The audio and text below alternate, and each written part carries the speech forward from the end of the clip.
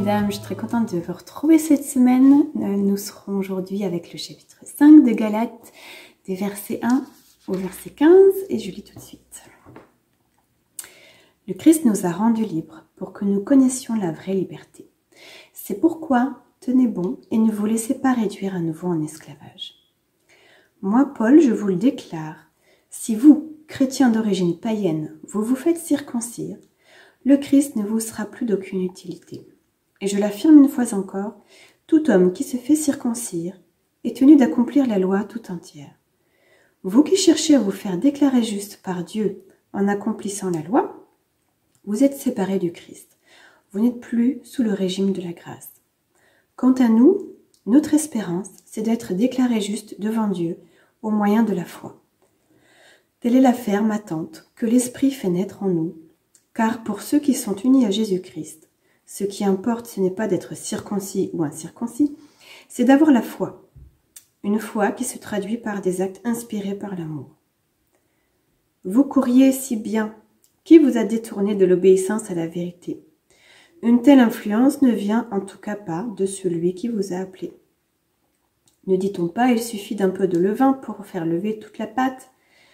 Pour moi, voici l'assurance que j'ai à votre sujet à cause du Seigneur. Vous ne penserez pas autrement que moi. Mais celui qui jette le trouble parmi vous, quel qu'il soit, recevra son châtiment. En ce qui me concerne, frères, sœurs, si je prêchais encore la nécessité de se faire circoncire, pourquoi continuerait-on encore à me persécuter? Car alors le message de la mort du Christ en croix n'aurait plus rien qui puisse susciter l'opposition. Ah, qu'il se mutile donc complètement ceux qui sèment le désordre parmi vous. Oui, mes frères, mes sœurs, vous avez été appelés à la liberté. Seulement ne faites pas de cette liberté un prétexte pour vivre comme des hommes ou des femmes livrés à elles-mêmes. Au contraire, par amour, mettez-vous au service les uns des autres, car la loi se trouve accomplie tout entière par l'obéissance à cette seule parole, aime ton prochain comme toi-même. Mais si vous vous blessez les uns les autres, et si vous vous entre-déchirez, prenez garde, vous vous détruirez mutuellement. Nous étions esclaves au péché. Nous étions, jadis, condamnés à une mort éternelle. Mais quand nous avons accepté Jésus-Christ dans notre vie, Dieu le Saint-Esprit est venu habiter en nous et nous a rendus libres. Mais libres de quoi? Libres du péché, mais aussi de toutes les conséquences de ce péché. C'est-à-dire la honte, la culpabilité et la peur. Nous ne sommes plus coupables devant Dieu de nos péchés parce que Jésus les a pris à la croix. Il en a payé le prix à notre place par amour pour nous et il a enlevé la honte qui s'attachait à nous et il nous donne le moyen de ne plus avoir peur. Jésus est venu également pour accomplir la loi. Nous n'en sommes donc plus esclaves. Nous sommes sous le régime de la grâce. On voit ça au verset 4. Le texte aujourd'hui nous dit que nous connaissons la vraie liberté parce que Christ nous a rendus libres. Ne nous laissons pas réduire en esclavage. La culpabilité, la honte, la peur. Voilà, si tu reconnais ces trois choses-là dans ta vie, c'est que tu as besoin de retrouver cette liberté du Christ. De retrouver ou de trouver la liberté du Christ. Quand tu discernes chez toi une vraie culpabilité, reviens au pied de la croix. Et avec foi, saisis cette promesse qu'il a pardonné tous tes péchés. Donne-lui ton péché, ne reprends pas. Quand tu discernes la honte, dans ta vie, reviens au pied de la croix. Et avec foi, proclame les promesses de Dieu.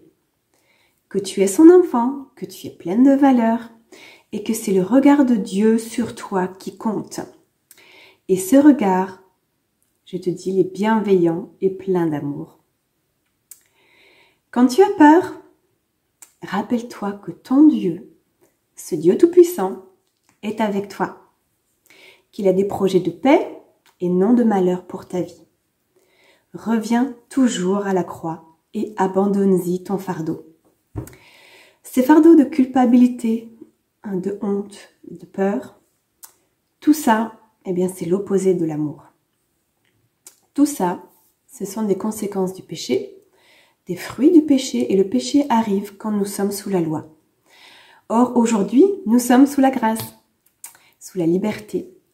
Mais attention, le verset 13 dit que cette liberté n'est pas un prétexte pour vivre comme des hommes ou des femmes livrés à elles-mêmes. On rejoint aussi Romains 6 qui dit « Pécherions-nous donc ?» Bien sûr que non.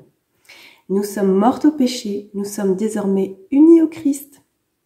Nous ne subissons plus la colère de Dieu sur nous et nous pouvons donc demeurer dans son amour.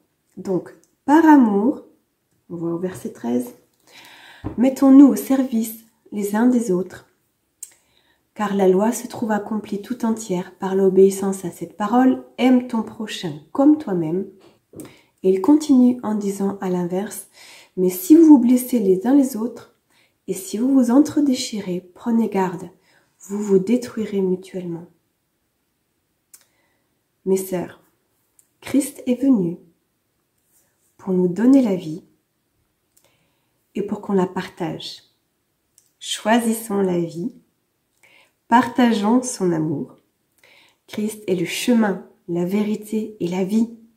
Partageons cette vie, partageons son amour, choisissons d'aimer et restons surtout connectés à cette source de vie. Soyez bénis.